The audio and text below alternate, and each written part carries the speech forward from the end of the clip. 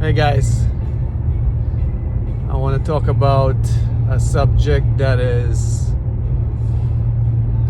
it's very rough because we all have it in us and it's consuming the world. It's anger, right? So anger, it's in all of us, that deep emotion. We get so agitated. Our mind just starts to work too much, and then we start to think too much. And anger is really created by what we think about and what we're around. And that emotion just takes a hold of us. And then we end up saying the wrong thing, or our actions not forthcoming, right? I'll tell you a quick story. So, I was working at this place, and I would say in my personal life, I would say I'm very happy and contagious with positivity. I would say a good 95% of my life, my day, right? Because again, the way you think is very important, right? But then when you're around people, if you're by yourself, you could find that peace as long as you want and as much as you want. But when you're around people, especially people that don't think properly or don't know who they are, they can't find themselves, they end up affecting you and your way of life and your growth. Because their attitudes, because of the energy that's within them, becomes contagious, and then it consumes you. So I was working at this job, and always positive, say hi to everybody I see, give somebody a good word of advice if I see them down, tell them I love them, because that's who I am. That's how I was brought up. I was brought up around love, and I trained my mind to love. But again, those anger notes that's in there, the beast within, I should say, right?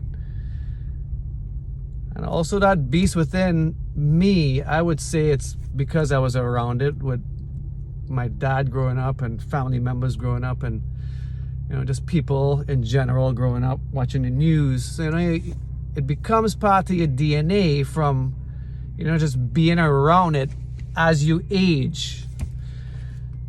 So back to the story about work, and you try to help everybody as much as you can. You work hard, set the example, be that servant leader, give people the opportunity to make the right choices and the right decisions, so that you don't have to make them feel like they're unwanted or they're not part of the team, or that you're not there to drill them. You're there to love them, and you're there to help them grow and become something in the future, even though they don't know. We just try to pull it out as we work with them. So you give people a lot of chances. But sometimes people take advantage of those chances, and they just think that they could show up late, call in sick, don't do any work, on their phone all the time, not being productive when they get paid, sitting around.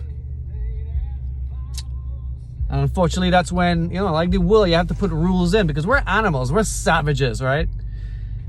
And it's only because we live in the past and growing up and seeing that stuff around all the time, you become even more savage. But you're born with that savageness, but it could be contained based on the way we think and what we're around, right?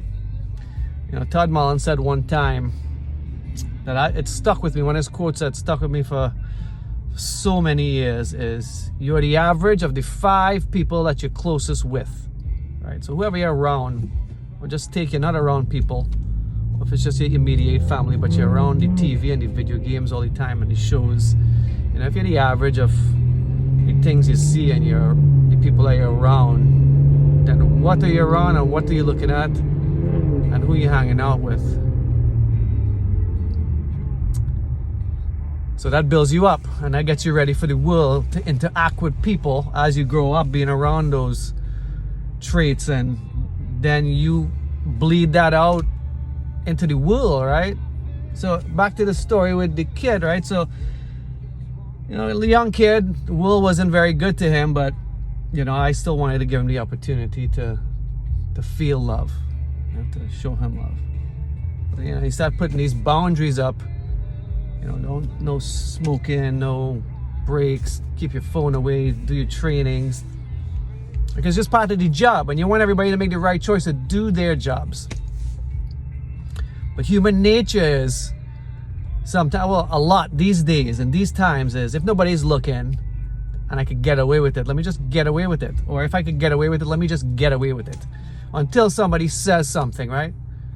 But integrity, big, powerful word. It's doing the right thing when no one's looking. Like me, I go to the gym, I wash my hands every time, consistently. I take my paper towels and I wipe that mirror. I wiped all the counter, even going into the next sink. I wipe the faucet, I wipe the soap dispenser, because that's integrity. I don't care who's looking. It's just the right thing to do. Because the next person's gonna come and be like, oh, it's so clean here, it's great, right? Set the example. That's how I live. But anyways, we had a conversation with these, you know, boundaries that I had to put up because people were just taking advantage of my hospitality. Not my rules, just company rules. But I try to not 100% go with company rules, because you want to give some people the freedom. You don't want to micromanage either, you know? You want people to come into work just because they just need to check. You want them to come into work because they want to be around the environment. That's what we try to create, right? Anyways, came in the office and he was accusing me that I put these things because of him, but I put these things because it was just happening too much with everyone. And I had to write him up a couple times, verbal and then a physical, and it started happening again where he was late all the time, calling out. So I said, you know what, let me put some boundaries up so that people could have some accountability for their actions. But now that they don't like that, starts talking to me like I have no value, that I don't care. And those things get irritated, especially when you put your all in for people, you know? Giving people things out of goodness of your heart. No, not asking, just giving it to them. Loving them, telling that you love them. It's just weird. And then one time, you know, somebody else's actions sparks that fire inside you. There goes a weapon, and there goes that 5% that I tell you about, that, you know, people extract to try to hurt you, even though you're normally a good person, right? And then he texted me the next day after the conversation because I made him feel good. You know, I did get upset, yelled, got loud, because nobody wants to be accused, especially when you're a good person. You take care of people, right? Anyways, he texted me the next day and he was, hey man, you're such an inspiration. I want to be like you when I grow up. Thank you so much for all that you do. You know, it shows hope that there is people like you in the world. So Tuesday we had the conversation. Wednesday I got that text and everything was fine. And then on Saturday my boss called me saying that this boy say that I said I want to kill him. You know, I'm a jokester, right? I'm a funny guy because I'm a nice guy. I'm a funny guy. You know, when you get upset, even after, you know, the situation is resolved and everything's calm, you say things, you know, like, when you're joking around, you might say in a sense of, hey, don't leave the toilet seat up, man, because I'm gonna kill you because I almost fell in. Oh my gosh, I'm gonna kill him because he ate the last brownie. Right? That's who I am. I'm a comedian. I love to laugh. I love to be happy. Saying things like those negative vibe words for me is, in a way, saying, hey, you know, man, I wanted to kill you because you're so upset and you made me so upset. You know, not physically. I mean, to physically say I want to kill you, or physically say I'm going to kill you coming out of my mouth. Never, ever. It will never come out because that's not who I am. And if you're generally a nice person and other people believe somebody that's a problem, that somebody else could be that way even though they're not 95% of the time. Is people capable of doing that kind of stuff 5% of the time? Maybe, you know. But I'm not one of those people. And it's, you know, a situation like that could tear somebody up inside because of the good you're always doing, and bad things like that happen. So I got suspended because of that, because he called my boss and said that I said that. And then she goes, I need you to write a statement. And I asked her this question. I said, do you think I'm capable of saying something and meaning something like that based on who I am? And she said no. So I was like, okay. So my statement is, I don't want to fight with anybody because I don't like fighting. I like loving.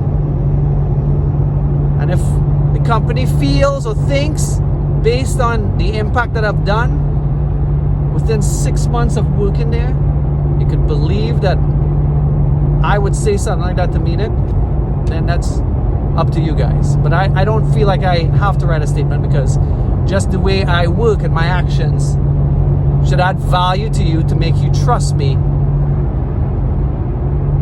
But the way the corporations work is they want to protect themselves from getting sued. So word of mouth or actions is irrelevant, and that's the world we live in. Anyway, 3 days later they called and said they're going to have to separate with me, which is fine with me, because I believe that everything happens for a reason. One door shut so the other door could open. So for me, it brings a joy on my face, you know, because at the end of the day, you gotta follow your dreams. And if your dreams close a door, another door opens, because that's the way it is. We adapt to our environment. So I was appreciative, you know. And even after the conversation with this kid, you know, I apologize because I did get loud.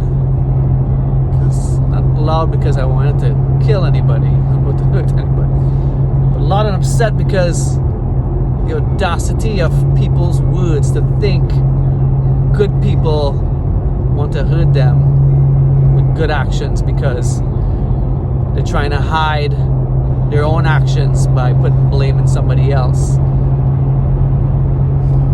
Hey man, that's you, that you have to live with that. That's your problem, something that you have to work out. I don't need to work it out because I know who I am. I'm love, yes, but I still have anger in me, and it's still gonna hurt you sometimes when I get upset, because, you know, actions speak louder than words. So if you're a good person all the time and somebody sees you upset, it's like, whoa, what's going on?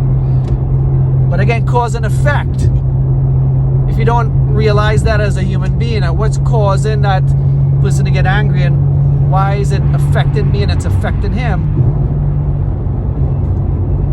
And you got some issues that you need to figure out, right? But anyways, I actually thanked him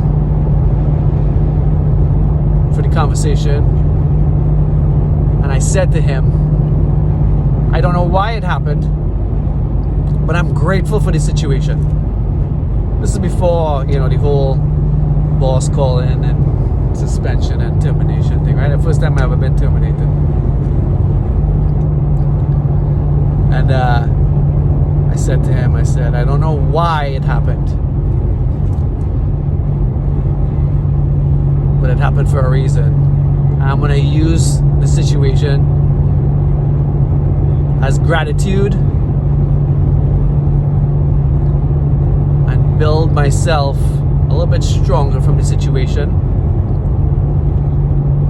maybe to contain that anger a little bit better, or maybe the opportunity to close the door so it could open another door for me, maybe, and for the organization and for him and maybe somebody else around that area, right? And I said to myself, all right, well, I feel good because, you know, I closed that door with him, and then I closed that door with the company. But the crazy thing is, I wasn't able or confident enough to put my face on a screen and talk without script before. But that situation, emotions, when you become one with yourself, that situation took a flame and lit the gas to light, to be able to keep burning the goodness that I want to share. And building confidence that I need to do this so that I can let you guys know life is good. So don't use all bad situations as a bad situation. Use all bad situations to create a better situation for yourself. It's training, it's strength, and it creates power within you. It creates cages to contain properties in you to make you better. And then you have the key in your hand for these cages. The more you learn about yourself and the planet and you become one, sometimes the keys disappear, so you have no access to open those cages. And eventually your mind, your emotions, your body, your brain, because we're adaptive species. When you're an adaptive species, change happens. Sometimes those cages and what's in the cages just get taken out of your DNA, right? It's like dogs telling their pups over generations that humans are okay. You telling yourself that you're not going to get angry, that there is no pain when you're sick. Think of healing as like your body closing up a wound to adapt to make it stronger, so the next time it gets cut doesn't bleed as much. So when you punch a bag without gloves, eventually you don't need gloves anymore, because your knuckles just build stronger skin because you're using it for that power. That's how your mind and your body works. That's how your heart works as well. That's how your feelings and your emotion works. So use bad experiences and negative situations as strength to create the new you, the better you for the world. And integrity, doing the right thing when no one's looking. I want you to hold on to those words and your actions every single day.